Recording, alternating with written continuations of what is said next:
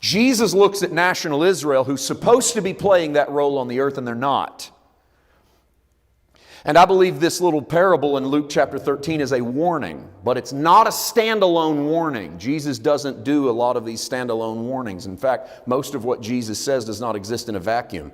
It exists coming on the backside of years of Old Testament scholarship.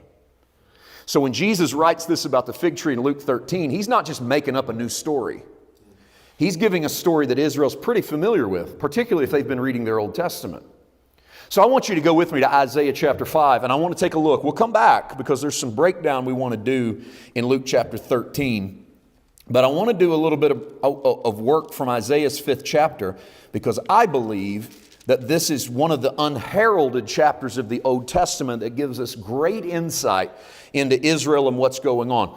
I like to subtitle this God's Disappointing Vineyard. This is an Old Testament story of a vineyard in Israel, prophesied by Isaiah, that tells a story that Jesus will work with. I think he's working with this in some ways in Luke chapter 13. Now, when you read the stories of Israel, their narrative speaks a lot through allegory and metaphor. They love to tell one story that means something else.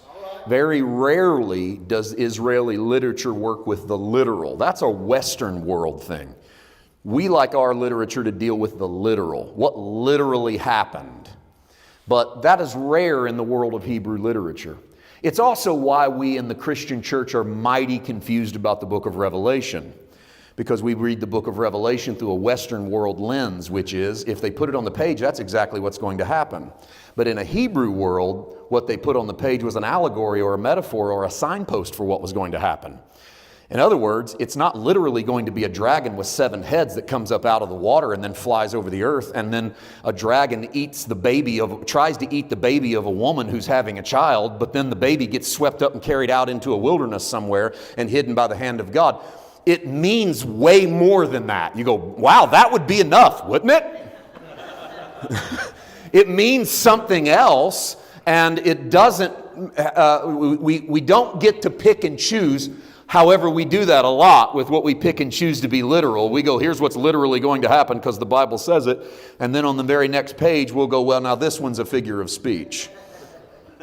I don't think any of us believe that in heaven right now, Jesus is walking around as a bleeding lamb.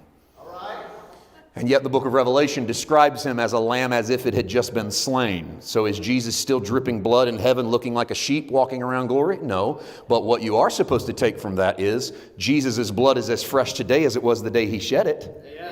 So whatever failure you have now is as forgivable and cleansed as it was the day you did it and before you ever committed it, because he hasn't changed in respect to the fact that even though he's resurrected, experientially, he's still slain.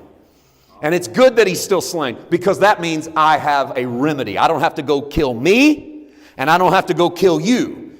Christ has been slain on my behalf.